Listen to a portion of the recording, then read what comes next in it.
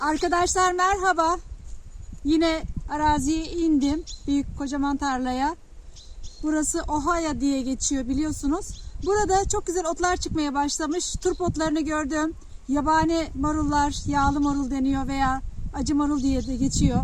Onun dışında burada yine gördüğüm deve dikeni otları var. Böyle farklı otları göreceğim. Hatta yine karşıma çıkan otlardan bir tanesi de aynı sefa bitkisi. Onun dışında yine çoban çantası gördüm birkaç yerde. Bakalım şu anda toplamaya başlayacağım. Size de onları göstereceğim.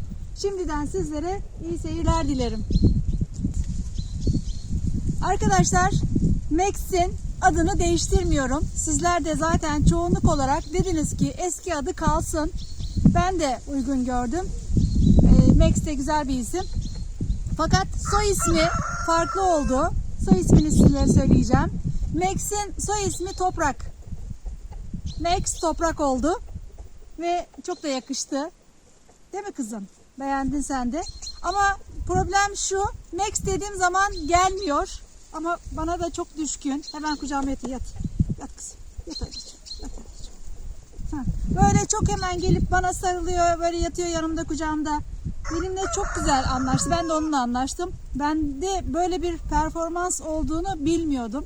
Bu kadar sıcak davranacağımı bilmiyordum ama 2-3 gündür, birkaç günden beri birlikteyiz ve birbirimize çok iyi alıştık. Değil mi Fırsatı? Değil mi anneciğim? Çok güzel bir köpek. Çok harika bir can dostu. Bana elini veriyor, gelip bana böyle dokunuyor, uyuyor. Bir kere de yanağımdan öptü. Dedim öpmeyeceksin dedim. Ama öpmek istedi. Değil mi anneciğim? Değil mi böyle? Sevince böyle o kadar mutlu oluyor ki gözlerini artık kapatıyor. Mest oluyor kızım. Değil mi anneciğim? Böyle mest oluyor. Çok seviyor. Şu şekilde sevilmeyi de şu şekilde sevdiğim zaman da hoşuna gidiyor. Değil mi anne? Bak isterseniz yatsın. Yat kızım kucağıma. Böyle yat istersen. Bak buraya bak. Buraya bak. Buraya bak. Bak. Bak. Tamam. Sen o tarafa bakıyorsun değil mi? Bizim tavuklarımız bundan şu anda Max'ten çok rahatsız oluyor. Hepsi fırlıyorlar. Henüz daha alışamadılar. Tehlike olarak görüyorlar. Ama Max de her yeri koşturuyor. Böyle kokusunu alıyor. Öğrenmeye çalışıyor. Arazimiz çok geniş olduğu için sabahleyin de ben böyle bir turladım. Benimle birlikte geldi. Hatta ben orada durdum otları incelerken yanımdan hiç ayrılmadı. Bu da güzel. Artık rahatlıkla ormana gidebiliriz. Bakın tasmasını çıkardım zaten. Artık tasması olmadan ormana gideceğiz. Böyle ot toplamaya gideceğiz. Canım benim ya. Canım. Ama böyle dikenler tüylerine yapışmaya başladı. Onlar da kötü. Dikenlerin üzerine hemen oturuyor. Bu da iyi bir şey değil tabii ki. Bu tüyleri de çok uzun. O tüylerine yapışıyor. Onları da temizlememiz gerekiyor. Ah. Annesinin gülü. Bir tane. Hadi gidelim ot toplayalım kızım. Hadi kalk. Tamam. Merhaba. Bunu da ver. Merhaba. Hadi anneciğim gidelim. Hadi gidelim. Hadi gel. Hadi. Tamam. Dur. Kalkacağım. Kalkmam lazım. Ay. Dur anneciğim. Ay çok tatlısın ama ya. Bana izin vermiyor, kaldırmıyor beni. Böyle gittiğim zaman yanına hemen beni sıkıştırıyor böyle. Kalkma diyor. Beni sev diyor. Ben de böyle seviyorum. Değil mi? Değil mi anneciğim? Bak. Patileri de böyle çok tatlı. Çok da tatlı. Evet arkadaşlar, şimdi şu gördüğünüz arazide ben yazın bamyadır, acurdur, mısır, biber, patlıcan, börülce, onun dışında o kadar farklı ürünleri ektim. Şu anda sayamayacağım. Hatta şurada yine bakın yerde kerevizler de var. Kerevizlerin hemen yanında arkadaşlar yabani marullar var. Bakın böyle yabani marullar da gayet artık güzel büyüdüler. Biz mümkün olduğu kadar normal pazardan marul alıp tüketmek yerine bunları tüketmeyi tercih ediyoruz. Çünkü hiçbir zehir, toksik madde üzerinde yok. Yabani marul da, yani yağlı marul diğer adıyla, ondan da toplayacağım. Hatta şunu da göstereyim bakın keyfine. Bunları böyle size göstererek toplayacağım. Bakın buradaki deve dikeni ne kadar büyümüş. Bakın kocaman olmaya başladılar. Bunu da size yine göstereceğim ama bu toplanmaz. Karşıma çıkacak, çok fazla var. Yine arazinin böyle çok değişik yerlerine ben roka serpmiştim tohumlarını. Onlar da büyümeye başladılar. Onları toplar mıyım? Toplamam. Yarın sabah erkenden kahvaltı için toplayıp kullanabilirim. Bakın böyle büyüdüler. Şu da turp otlarından bir tanesi. Evet, bakalım. Şurada hemen mısırın dibinde, yani yazın ektiğim mısırların dibinde çıkmış olan bir turp otu. Hep böyle otlar var. Sütlücü otumuz var. O da büyük. Bakın şöyle turp otları var. Turp otu toplayıp böyle bir haşlayıp zeytinyağı limonlu salatasını yapmak isterim. Bunun dışında şurada gördüğüm, bakın, deve dikeni var. Çok küçük. Bunu bu şekilde aynı, hiç dikenlerinden ayırmadan pişirip salatasını yapabiliriz. Şimdi başlayalım artık toplamaya. Burada da minicik, çok da büyük olmayan çıtlık otu var arkadaşlar. Ak hindiba. Hatta şunu böyle göstereyim size. Biraz derinden alayım. Çok taze. Bunu da çok seviyorum ben yemesini. Böyle çiğ de yenebiliyor. Bakın böyle kazık kökü var çıtlık otunun. Ve şöyle de gördüğünüz zaman şu morumsu yapraklarındaki o renkler bunu tanımanızı kolaylaştırır. Lekeleri olan bir ot türü diyebilirim. Diğer adıyla ak hindiba. Buna İç Anadolu bölgesinde kara kavruk otu da diyorlar. Ama bu çıtlık otunu arkadaşlar isim olarak ben kendim uydurmadım. Normal bilimsel kitaplarda, makalelerde bu çıtlık olarak geçiyor. Hatta sakız otu diye de geçiyor ismi. Şimdi ne toplayalım? Turp otu toplayalım. Bakın şu turp otu çok büyümüş. Biz çok Egeliler bayılırız turp otuna. Kış boyunca da hep toplayıp böyle salatasını yaparız. Ben de severim. Hafif kokuludur bu. Biraz kokusu hoş gelmeyebilir ama yiyenler de vazgeçemez turp otundan. Bakın şöyle mor çizgilerinin olması da, patlıcan moru gibi çizgilerin olması da bunun lezzetli olduğunu gösteriyor.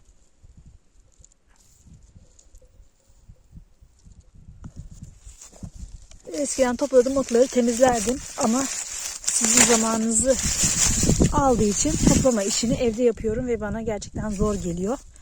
Çünkü ayrı bir zaman ayırmam gerekiyor ama bunu toplarken keyifli oluyor. Böyle arkasındaki kötü yaprakları ayırmak, kök kısmını kesmek zaman oluyor diye yapmıyorum. Bunu evde yapıyorum işte. Böyle bir video çekmeyi başladıktan sonra değişiklik yaptım. Çok güzel, tazecik bunlar da. Böyle kart gibi görünüyor, büyük gibi görünüyor. Evet, büyük bir ottur. Ama haşlandığı zaman çok güzel olur. Şimdi şöyle şurada yine buradan toplayabilirim. Bakın hatta büyümeye bile başlamış. Yabani marul arkadaşlar. Bunu çiğ olarak da tüketebilirsiniz. Haşlayıp zeytinyağlı limonlu salatasını da yapabilirsiniz. Yağlı marul, yabani marul, acı marul şeklinde isimleri var. Ben daha çok yabani marul diyorum. Hatta şöyle yakınlaştırırsam bakın, dikkat edin. Yaprakları ne kadar çok marula benziyor.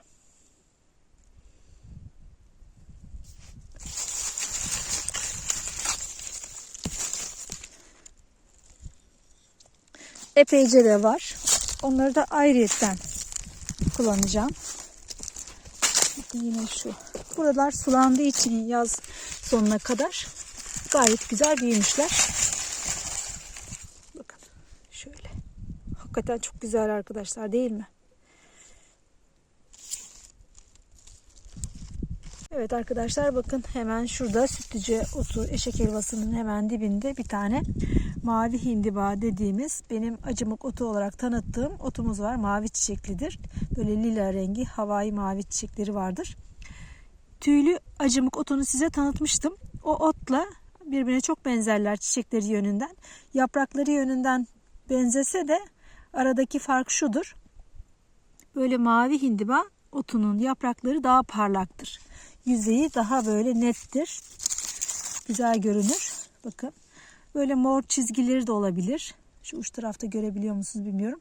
Kök kısmında olabilir. Şurada gördüğünüz gibi, hatta biraz daha yakınlaştırayım.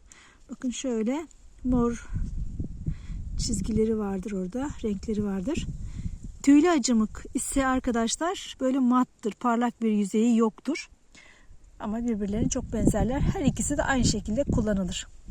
Hindiba ailesinden otlardır. Bunu almayacağım. Hatta hemen burada da bakın iyice böyle mor renge bürünmüş yaprakları var. Bu da uzun süredir olan bir ot. Bunu da almayacağım. Başka bir zaman toplayıp yalnızca onun salatasını yapacağım. Bakın burada da aynı sefa bitkisi var. Aynı sefa bitkisiyle tavşan kulağı otunu da birbirine benzetiyor arkadaşlarımız. Ben onu da size göstermeye çalışacağım bugün. Denk gelirse, olmazsa ayrı bir video olarak da çekebilirim. Bakın bunlar da ballı baba. Ballı babalar da yine aynı şekilde yenebiliyor. Ama mesela şu mavi hindibağdan normal salata yapabilirsiniz. Fakat yalnızca aynı sefayı toplayıp ondan bir yemek veya salata yapmanızı önermem. Yani karışık otlarla tüketmekte fayda var. Yoksa tek onu toplamanızı ben önermem. Ben öyle yapmıyorum. Bakın burada da yine bir yağlı marul, yabani marulumuz var. Oh, burada baya bir, bakın, mavi indiba gördüm. Bu kadar büyüdüklerini fark etmemiştim. Demek ki araziyi biraz daha fazla dolaşmak gerekiyor. Bu da Sütlüce Türkmen düdüğü otumuz. Burada yine turp otunu görüyoruz. Bu turp otunu da alacağım. Bakın burada yaban kıskısı var arkadaşlar. Bizim herhalde Max yanımda. Max benim yanımda, sepetimi koruyor.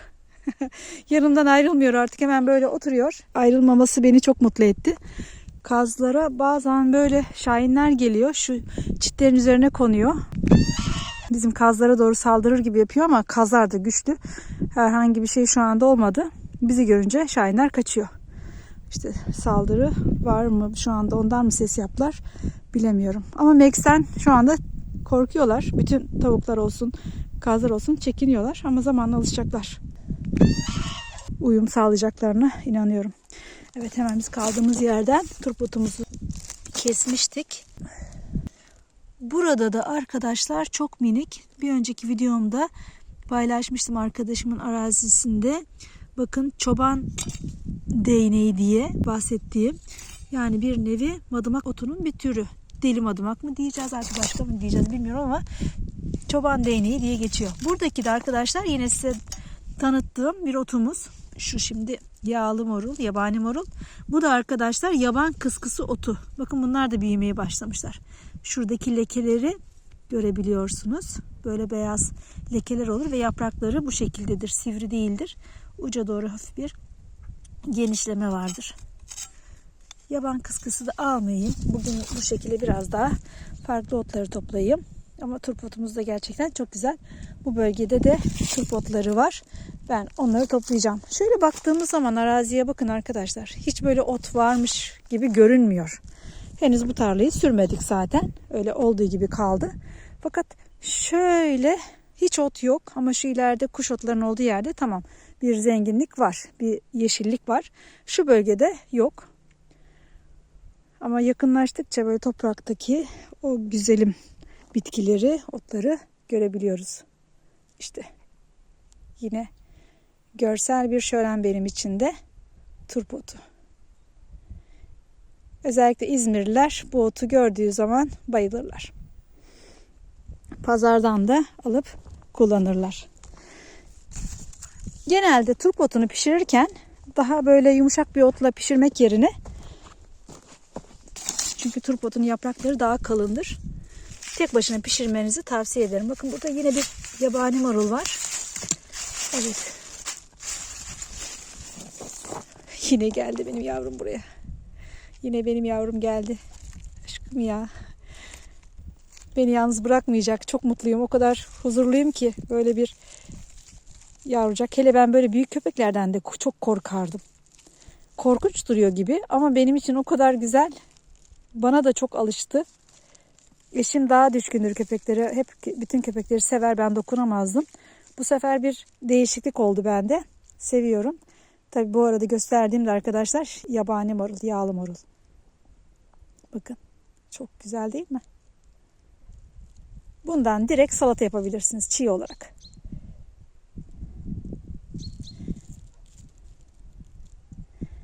Biraz daha böyle detaylı göstermeye çalışacağım. Ben otları tanıdığım için hepsini görür görmez hemen biliyorum ama bilmeyenler öğrenebilsin diye biraz daha böyle yakın göstermem lazım. Bakın yapraklarının şekline. Aynı marul gibi zaten.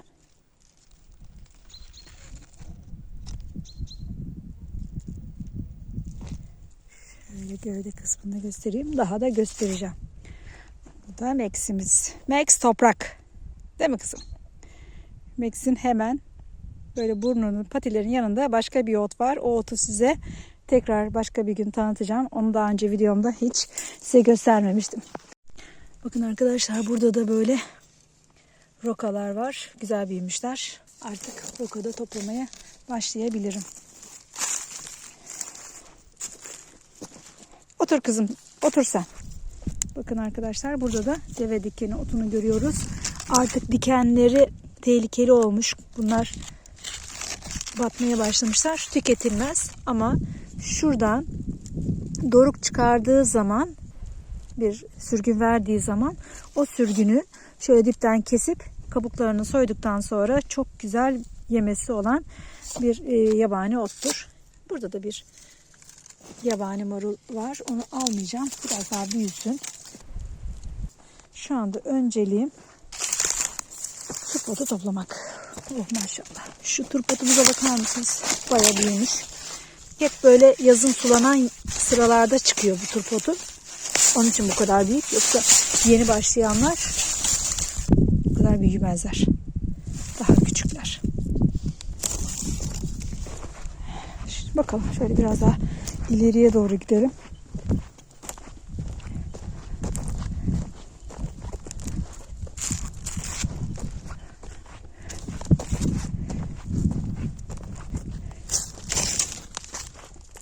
Bakın burada kerevizlerim çok güzel oldular. Epey de bunlardan salata yaptım. Domates turşusunun içine çok kattım. Çok da güzel oldu. Geldik büyük bir turpotuna arkadaşlar. Bakın. Çok güzeller. Aha, bizim Max ot yiyor. Annesi ne? Danası ne? Kızım beğendin mi otları sen? Evet böyle köpekler belli zamanlarda ot yermiş. Böyle duymuştum çok önceleri. Sanırım bu şekilde o da otla besleniyor. Bakın burada da çok turpotu var. Ama onlar biraz daha böyle kartladı gibi geldi. Max böyle ince olan, böyle buğday gibi yaprakları olan otları yiyor. Turpotu yemiyor yani.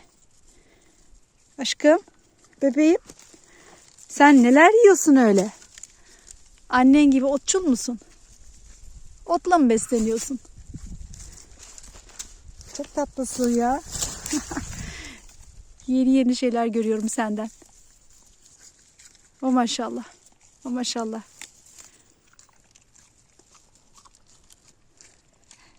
Bu kadar ot reklamı yapılırsa ben de ot yerim diyor.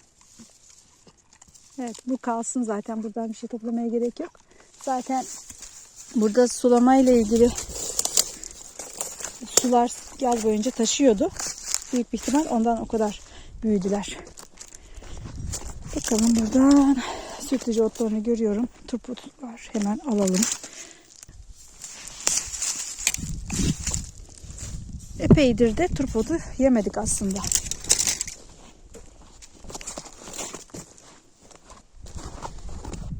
Bakın kocaman bir yabani marul. Bayağı da güzel. Oh maşallah. Maşallah maşallah. Ben böyle otları taçlandırıyorum arkadaşlar. Benim için gerçekten takdire şayan bir bitki ot. Yediğimiz otlar. Her bir ot güzel. Yemediklerimizin de şifası var. Onun için ben bunları böyle yukarıya doğru size gökyüzüne tutarak gösteriyorum. Ve daha net görüntüler elde ediyorum. Sizin bu otları tanımanızı istiyorum. O nedenle böyle yapıyorum. Epey büyümüş olan bir yabani marul otu. Sarı çiçekleri vardır ve büyüdüğü zaman, kartlaştığı zaman da arkadaşlar dikenli o yapısından dolayı elde rahatsızlık hissi veriyor, diken gibi. Evet. Şimdi bunu da sepetimize attık. Sanırım bugünkü topladığım otlar yabani marul ve turp. Yabani marulları salata yapacağım. Çiğ olarak tüketeceğim. Turp otlarını da haşlayıp zeytinyağlı limonun salatasını yapacağım. Bakın bu da çok güzel. Eşim de bayılacak bunlara.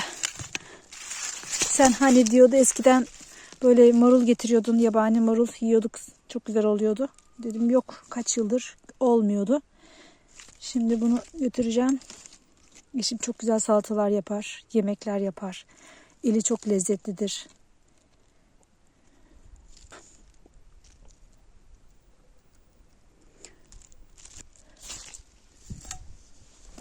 Bakın burada da bir tane gördüm.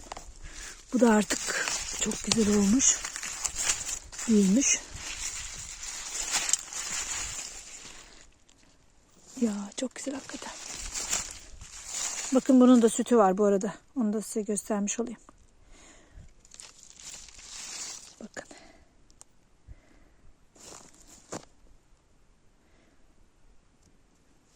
Nefis nefis.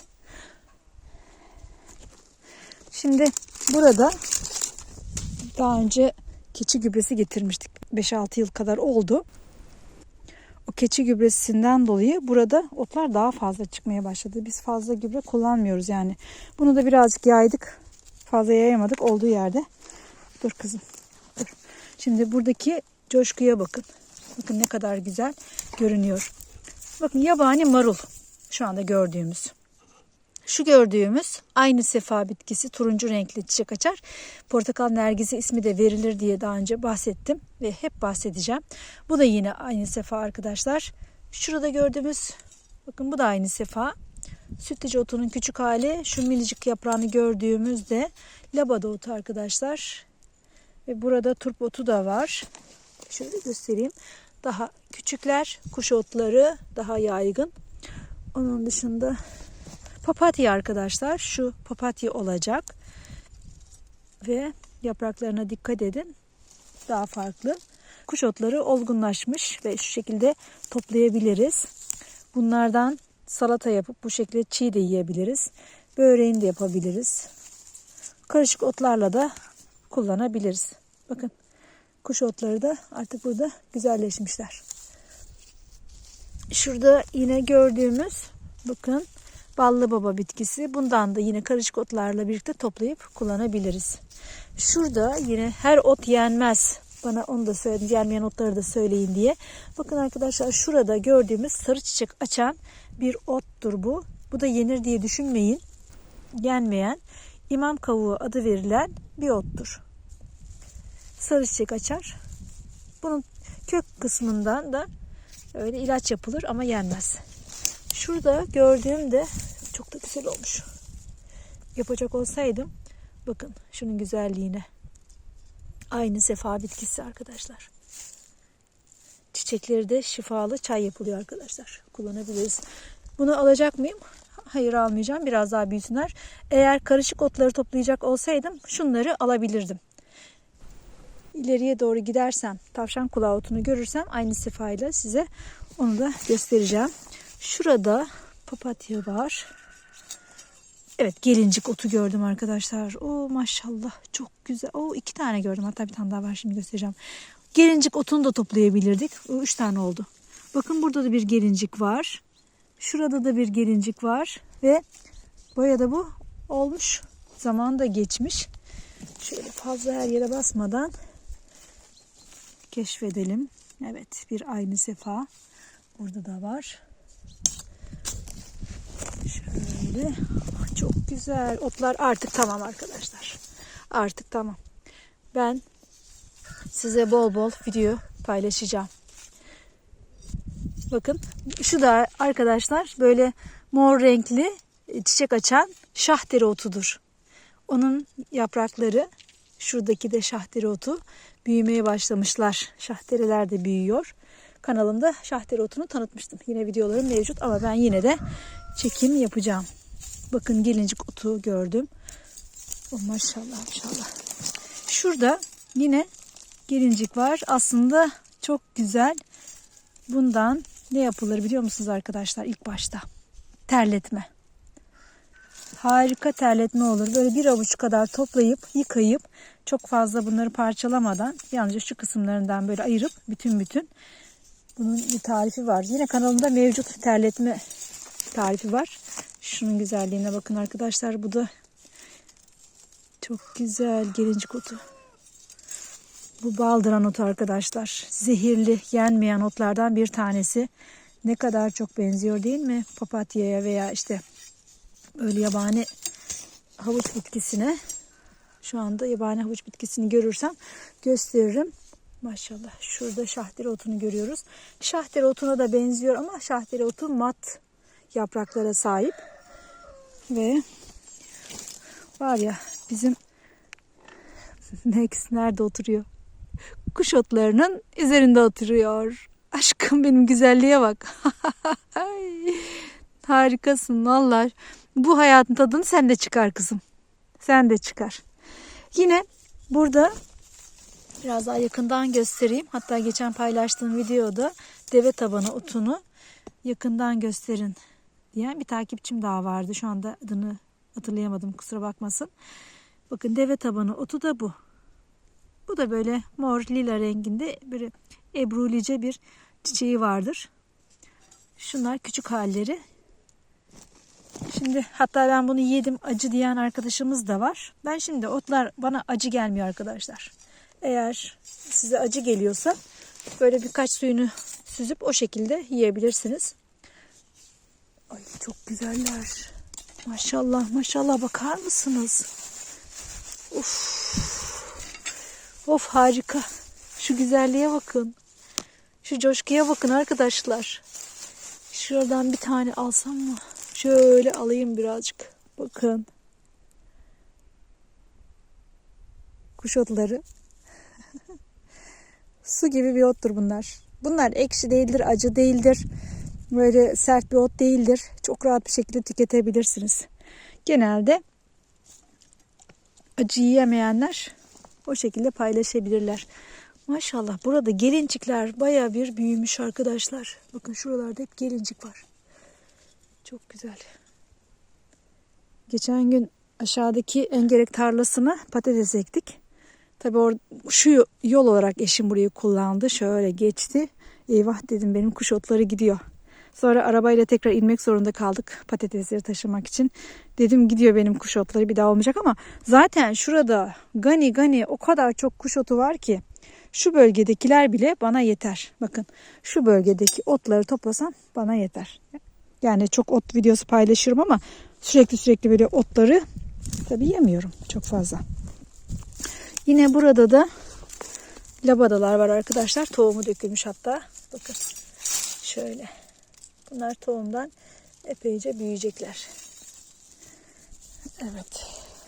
Vallahi Max, sen bu otları böyle yatıştıracaksın üzerinde yata yata. Ben de nereden toplayacağım bilmiyorum. Neyse ki yatılmış olanlar belli. Yatıp kalıyor otlar. Ben yine aynı otları toplamaya devam edeyim. Yabani marul. Evet, bakın burada da deve tabanı otu var. Bunu da size göstereyim. O değerli takipçim biraz da bunu görsün. Böyle. Bakın. Bu deve tabanı otu arkadaşlar. Aynı zamanda arkadaşlar buna engerek otu da deniyor. Yani doğru mudur değil midir bilmiyorum ama yılan eğer ısırdığı zaman, engerek yılanı ısırdığı zaman bu bitki o yılanın zehrini etkisiz hale getiriyormuş ama çok da mantıklı gelmedi bana. Onun için yine de söylemiş olayım, engerek otu diye de geçiyor. Evet. Şimdi böyle bekletiyorum. Kamerayı iyice kavrayın diye. Mümkün olduğu kadar.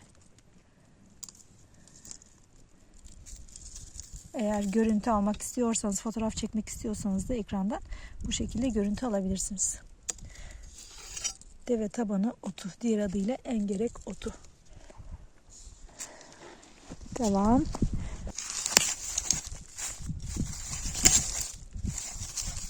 Bir tane daha turp otu bulduk. Hadi kızım, biraz ileriye gidelim. Orada da turp otları vardı. Sabahleyin biz tur yaptık. Araziyi dolaştırdım. Max'le birlikte tanısın, bizim arazimiz çok geniş. En azından sınırları bilsin dedim. O da böyle keşfetti. Onun için birazcık şu anda sakin. Evet, bakın burada bu tarlada da deve tabanı otu çok fazla. Bir tane daha göstereyim. Bu da çok güzel otlardan bir tanesi. Bakın, papatya, gelincik, yabani marul, imam kavuğu, yenmez, zehirli, turp otu, yine yabani marul otu, sütlüce otu küçük. Böyle göstereyim. Başka farklı olan gelincik vardı. Aynı sefa. Evet. Bunlar şöyle küçücük alanda gördüklerim. Labadalar da çok güzel büyümüşler. Burada yine bakın yabani marul ve deve taban otu. Şu da size yakın zamanda tanıtacağım bir farklı ot. Daha size onu göstermedim ama büyümüşler artık. Böyle bir videoda çekebilirim. Evet, bunun hemen ne olduğunu sanırım videoyu takip edenler biliyordur şimdi. Bekletiyorum. Şimdi söylemiyorum. Kendinizi test edin. Bu otun adı nedir? Birkaç saniye sonra söyleyeceğim. Bakın bunun hemen daha minicik yeni çıkanı da var. Bakın böyle görünüyor küçük halleri. Bu arada gelinciğin küçük haline de bakın. Bu ot deve taban otu. Diğer adıyla dediğim gibi engerek otu arkadaşlar. Yenen otlarımızdan bir tanesi. Onu yiyebilirsiniz.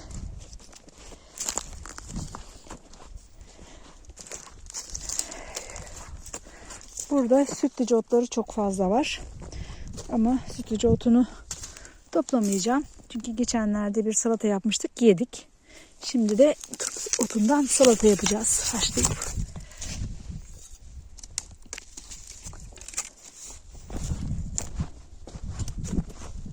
Burada deve tabanı otu çok büyümüş.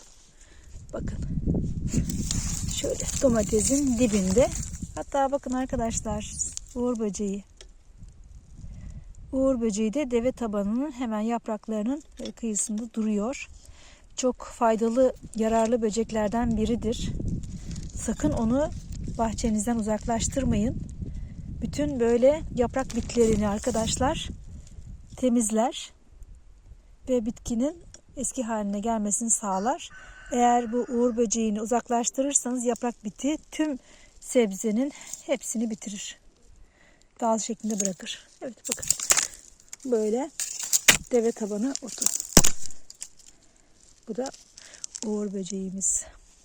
Toplamıyorum tabii ki. Şu anda kalsın.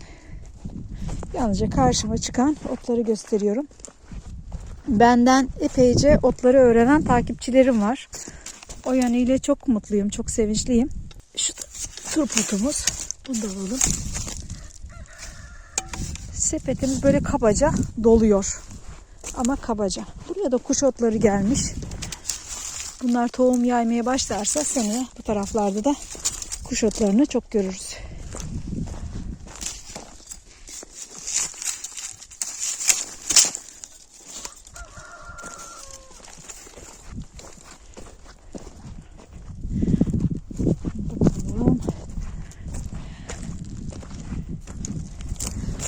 Burada da büyük bir turp otu var.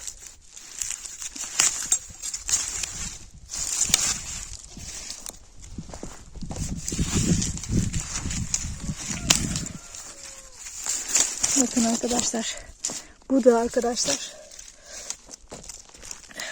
tüylü acımık. Tüylü acımığın böyle tohumları dökülmüş. Bu bölgede birazcık çoğalmışlar.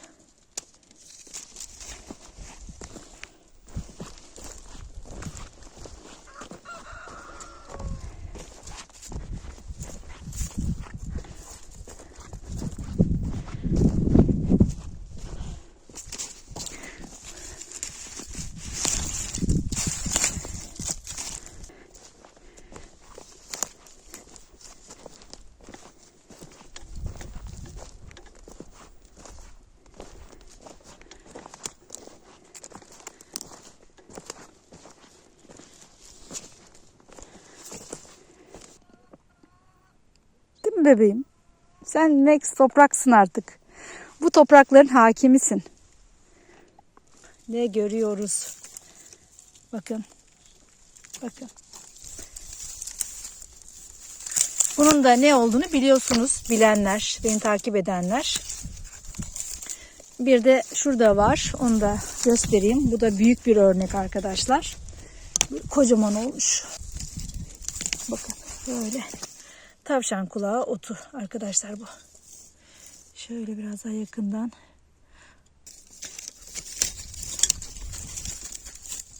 Baya büyük.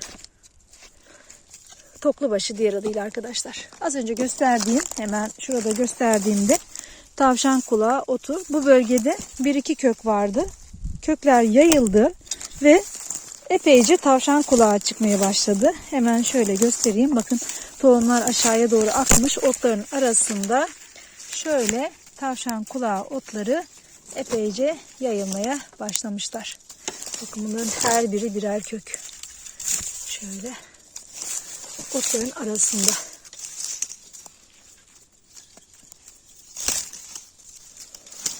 Artık bu bölgede tavşan kulağı otları daha da çoğalacak. Aşağılara kadar da yağmurlarla, rüzgarla tohumlar akacak ve çoğalacak. Bakın az değil yani, şu bir sofra bezinin veya bir masayı kaplayacak kadar alanda gösterdim. Bir sofra bezi serdiğimiz zaman şu kadar alanı kaplar. Böyle. Şuralarda da var. Yok değil.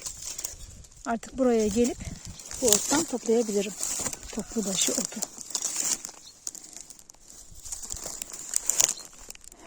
Bakın aşağıdaki tarlamıza patates ektim oraya arkadaşlar. Bakalım olacak mı? Onu ektikten sonra içime bir huzur yayıldı. Dedim çok güzel, artık ektim. Yağmurlarla birlikte toprakla bütünleşirse çok güzel patatesler olur diye düşündüm. Artık orada pek işim kalmadı. Orada zaten ot da kalmadı. Böyle. Bakın böyle puslu bir gün. Aslında akşam olmak üzere şu anda 6 civarıdır. 6-6:30 arasıdır belki saat. Güneş batmak üzere. Ama benim keyfim de yerinde. Çünkü sabahleyin yapmam gereken birçok işi yerine getirdim. Şimdi epey topladım aslında. Bu kadar da yetebilir. Yine başka bir gün gelip farklı otu çekebilirim. Şu anda bu bulunduğum bölgede aynı sefa göremediğim için ikisini gösteremeyeceğim arkadaşlar. Ama bu bölgede de yabani marullar bakın böyle büyümeye başlamışlar. Bunlar artık çok hızlı bir şekilde büyüyecekler. Hatta şöyle göstereyim arkadaşlar. Bakın arkada Max var. Şu gördüğünüz böyle kocaman otlar yabani marul otunun geçen yıldan kalan, bakın şunların hepsi, şu kocamanlar yabani marulun dalları diyeyim, kuru dalları, tohumları dökülmüş aşağıya.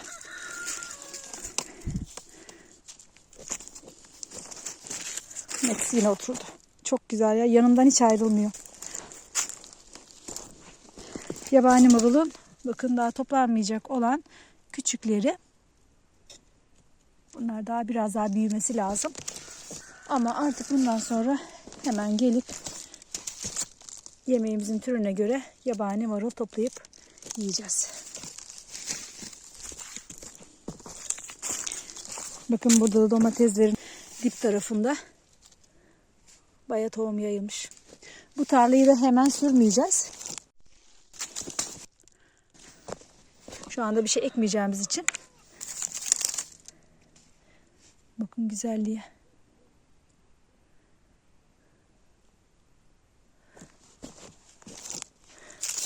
Domatesin arasında bunlar. Çok sık olmuşlar. Bu varken marula hiç gerek yok. Bakın ne kadar çok, gördünüz mü? Hep böyle bu bölgede bunlar yayılmış. Aşkım orada mısın? Canım benim. Çok ilginç. Bak hala domates çürümemiş. Domates duruyor hala. Max gidiyor. Gidiyor musun kızım? Gel. Gel kızım. Gel. Gel anneciğim. Gel. Gel bebeğim. Gel. Gel. Gel gel gel gel. Bir tanem benim gel. Gel aşkım. Nasıl da geliyormuş. Gel. Gel. Gel. Gel. Otur. Otur anneciğim. Otur. Otur anneciğim. Evet arkadaşlar. Bugün size birçok otu gösterdim. Ama topladığım otlar yabani marul ve turp otu. Her iki otu da farklı farklı değerlendireceğim. Birlikte pişirmeyeceğim, kullanmayacağım. Yabani marulu yalnızca salata olarak, çiğ olarak kullanacağım. Turp otunu da haşlayıp limonlu, zeytinyağlı salatasını yapacağım. Max de yanımda. Max toprak bu arada. Başka videoda görüşmek üzere. Hoşçakalın.